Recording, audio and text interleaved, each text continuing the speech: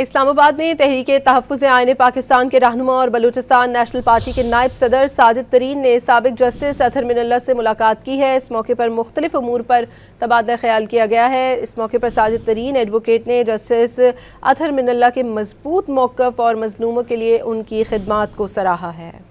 इस्लामाबाद में तहरीक तहफ़्फ़ुज़ आईन पाकिस्तान के रहनुमा और बलूचिस्तान नेशनल पार्टी के नायब सदर साजिद तरीन ने साबिक़ जस्टिस अतहर मिनल्ला से मुलाकात की है। इस मौके पर मुख्तलिफ उमूर पर तबादला ख्याल किया गया है। इस मौके पर साजिद तरीन एडवोकेट ने जस्टिस अतहर मिनल्ला के मजबूत मौक़िफ़ और मज़लूमों के लिए उनकी खिदमात को सराहा है।